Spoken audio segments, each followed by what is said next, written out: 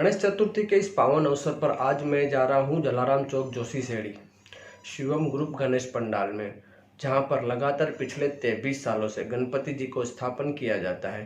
और गणपति जी के स्थापनों के साथों साथ यहाँ पे दिखाया जाता है एक शो, जो होता है हर साल एक नए अंदाज में। और आज तो यहाँ पर बनाया गया है काजू और किशमिश यानी कि ड्राई फ्रूट से हूबहू गणपति जी को। तो चलो चलते हैं जोशी सेड़ी में शिवम ग्रुप गणेश पंडाल में।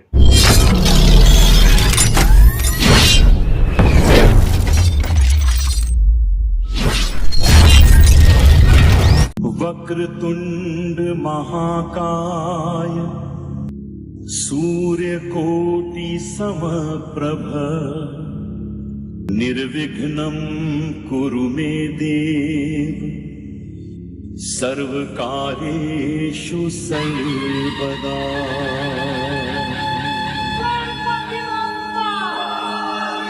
ओम गणपतये नमो नमः। श्री सिद्धि विनायक नमो नमः। विघ्नेश्वर तू एकदंत तू मयूरेश्वर मोरया। ओम गणपतये नमो नमः। श्री सिद्धि विनायक नमो नमः। अष्टविनायक नमो नमः। गणपति बप्पा मोरया।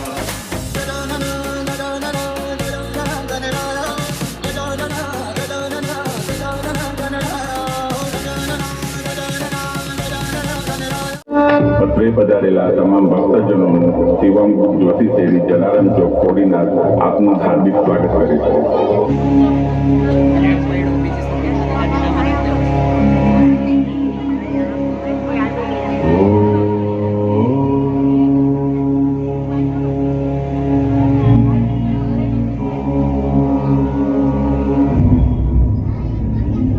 एक दिन कैलाश पर्वत पर नंदी द्वारा लाए गए भस्म को शरीर में मलते समय भस्मी से निकले एक टुकड़े को जमीन पर फेंकने से एक प्राणी पैदा होता है।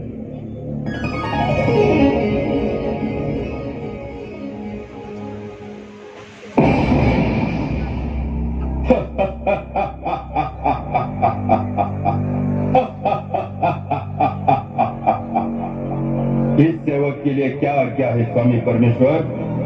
हे असुर, तुम भस्म से उत्पन्न हुए हो, इसलिए तुम्हारा नाम भस्मासुर हुआ। तुम हमारे लिए नित्य नवीन भस्म लाने के लिए उत्पन्न हुए हो। जाओ, चीता भस्म लेकर आओ। अवश्य स्वामी अवश्य।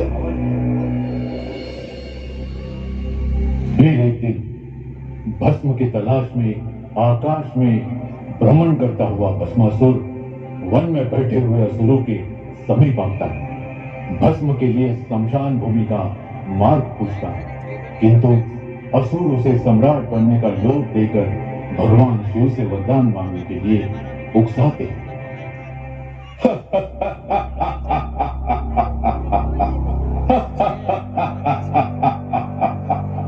स्वामी परमेश्वर को सेवक भस्मासुर प्रणाम करता है।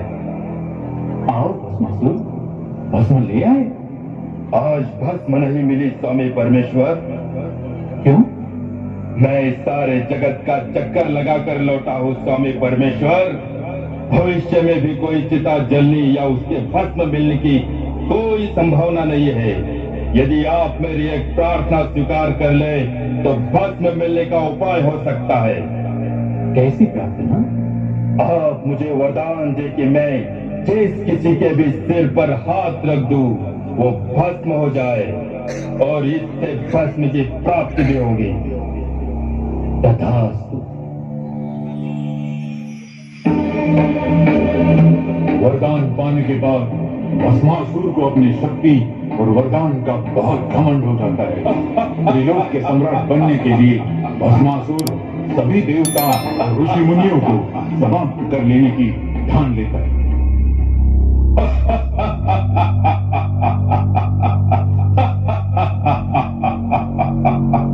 मैं तीनों लोगों में असुरों के शत्रु ऋषि मुनियों को नष्ट करके असुरों का साम्राज्य स्थापित करूंगा। ओम इंद्राय स्वाहा। ओम इंद्राय स्वाहा। ओम इंद्राय स्वाहा ओम इंद्राय स्वाहा ओम अग्नेय स्वाहा।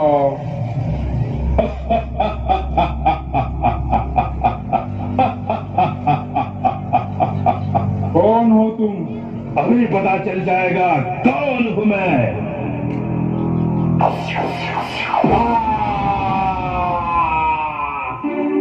भस्मासुर के ऐसे उत्पात देखकर नारद मुनि भगवान शिव जी के पास सहायता मांगने के लिए चले जाते हैं।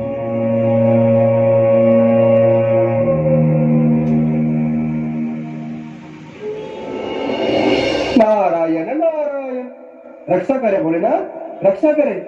क्या हुआ नारद, इतने व्यग्र क्यों हो गए हो? ये सब आप ही की कृपा का दुष्परिणाम है भोलेनाथ।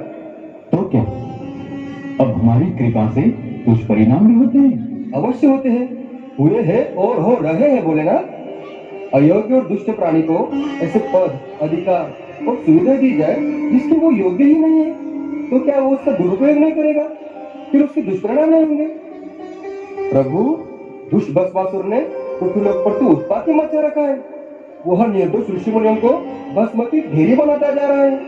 भोलेनाथ, वो तो मेरे सिर पर भी हाथ रखने चला था, लेकिन मैं जैसे तैसे प्राण बचाकर आपके पास दौड़ता चला आया हूँ भोलेनाथ। प्रभु, अब आप ही सड़क को रोक सकते हो। नारायण नारायण। चिंता न करो नारद, हम शीघ्र ही इस अनर्थ को रोक देंगे। भस्मासुर, तुरंत उपस्थित हो जाओ।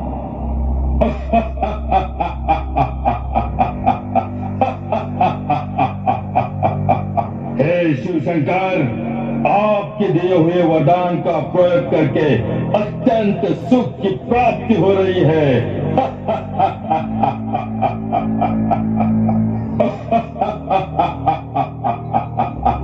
ये सुंदरी कौन है? मुझे इस प्रकार क्रोध से ना देखो सुंदरी। क्रोध में तो तुम अधिक सुंदर दिखाई देती हो। मैं ये सोचता था कि मैं अपने शत्रुओं को समाप्त करने के पश्चात जब ये इस लोक का सम्राट बन जाऊंगा तो मेरी सम्राटनी कौन होगी, परंतु तुम्हें देखने के पश्चात प्रश्न और सोच दोनों समाप्त हो गए। आओ, मेरे पास आओ।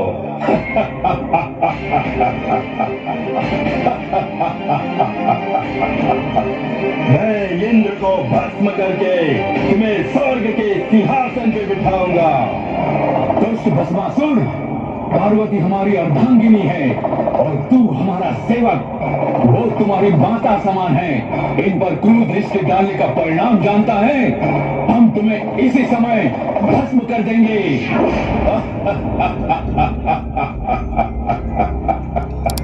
भस्म करने का काम जब तुम करते थे, ओ युग गया भस्मधारी। अब भस्म करने का काम मैं करता हूँ।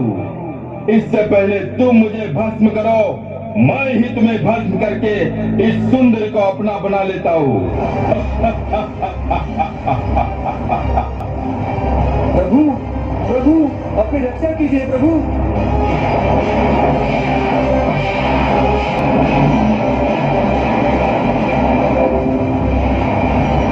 रुक जा भोलेनाथ, रुक जा।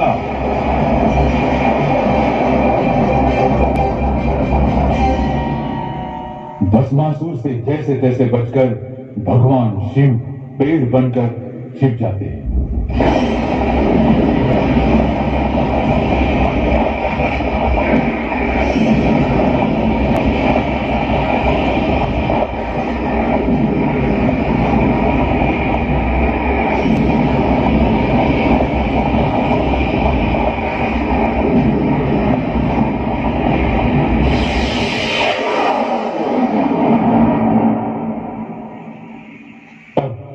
नारद मुनि भगवान विष्णु के पास जाकर सहायता मांग लेते हैं। तभी भगवान विष्णु एक सुंदर नारी का रूप धारण करके भस्मासुर के सम्मुख पहुंच जाते हैं।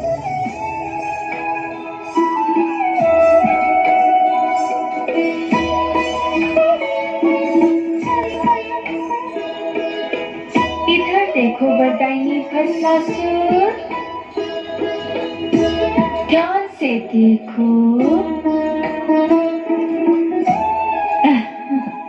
अंतर्दृष्टि से देखोगे तो मैं तुम्हें पार्वती से अधिक सुंदर दिखाई दूंगी। त्रिभुवन मोहिनी हूँ। रूप और सुंदरता में मेरी बराबरी करने वाली अन्य कोई सुंदरी इस जगत में नहीं है।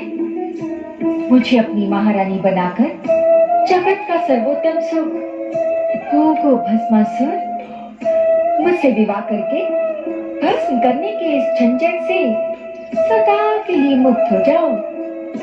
तुम तो अनुपम सुंदरी हो। मैं तुमसे अवश्य विवाह करूंगा और इसी समय विवाह करूंगा।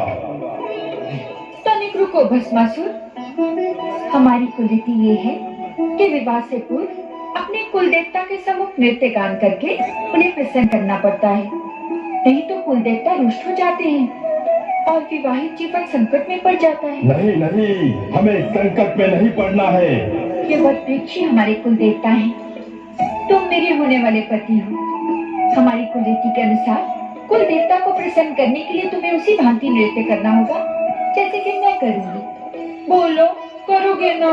अरे तुम कहोगी तो नृत्य क्या, मैं ग्रुप नृत्य भी करूंगा।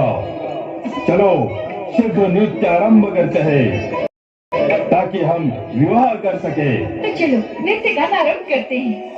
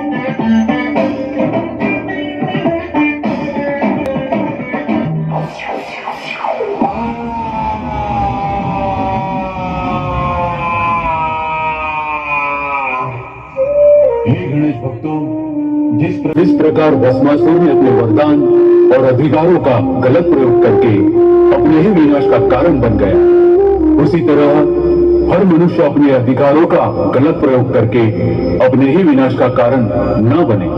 इसलिए हम गणेश जी से प्रार्थना करते हैं कि सभी गणेश भक्तों को अच्छे कर्म करने की सद्बुद्धि। आई होप कि आपको ये वीडियो पसंद आया होगा। अगर पसंद आया है तो इसे लाइक करें, अपने दोस्तों के साथ शेयर करें और नए हो हमारे चैनल पे तो प्लीज़ इसे सब्सक्राइब करें।